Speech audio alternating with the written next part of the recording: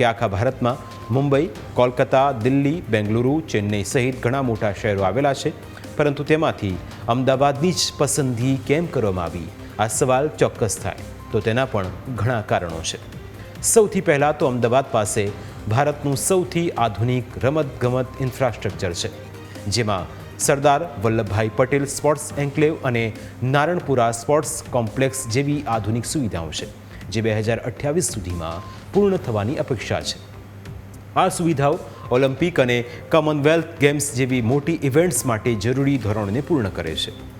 અમદાવાદમાં દુનિયાનું સૌથી મોટું સ્ટેડિયમ આવેલું છે અને આ સ્ટેડિયમમાં ઘણી મોટી ઇવેન્ટ સફળતાપૂર્વક પરિપૂર્ણ થઈ છે. અમદાવાદમાં 2023ના આઈસીસી મેન્સ ક્રિકેટ વર્લ્ડ કપની ફાઇનલ મેચ રમાઈ ચૂકી છે. ભારત પાકિસ્તાનની વર્લ્ડ કપની મેચ રમાઈ ચૂકી છે.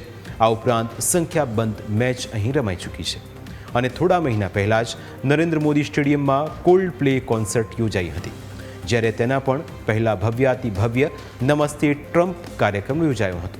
બીજું કે અમદાવાદનું ઇન્ફ્રાસ્ટ્રક્ચર એવું છે કે વધારાના બાંધકામની જરૂર રહેતી નથી, એટલે કે ઇન્ફ્રાસ્ટ્રક્ચરની દ્રષ્ટિએ કોઈ જ વાંધો આવે તેમ નથી. આ ઉપરાંત સુરક્ષાની દ્રષ્ટિએ અમદાવાદ ભારતનું સૌથી સુરક્ષિત શહેર છે. ન્યૂબીબીઓએ 2025ના અપરાધ અને સુરક્ષા સૂચકાંક રિપોર્ટમાં સમગ્ર દુનિયામાં સૌથી સુરક્ષિત શહેર તરીકે અબુધાબી અને ભારતના સૌથી સુરક્ષિત શહેરમાં અમદાવાદને દરજ્જો આપ્યો હતો અને એટલે જ અમદાવાદ શહેરની પસંદગી કોમનવેલ્થ ગેમ્સ માટે કરવામાં આવી છે. પીએમ મોદીએ પણ અમદાવાદ સુરક્ષિત શહેર હોવાનો ઉલ્લેખ નિકોલની સભા દરમિયાન કર્યો હતો. जब यहाँ आए दिन कर्फ्यू लगा रहते थे, यहां व्यापार कारोबार करना मुश्किल कर दिया जाता था, अशांति का माहौल बनाए रखा जाता था, लेकिन आज अहमदाबाद देश के सबसे सुरक्षित शहरों में से एक है.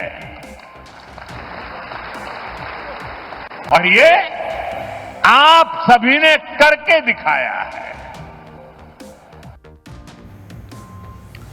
અમદાવાદમાં કોલ્ડ પ્લે જેવી મોટી કોન્સર્ટ યોજાઈ ગઈ, ત્યારબાદ હવે અમદાવાદનું નામ વિશ્વ ફલક પર ચમક્યું છે અને તેના કારણે હવે અમદાવાદમાં રોજગારી અને કોન્સર્ટ ઇકોનોમીનો સ્કોપ ખુલી ગયો છે.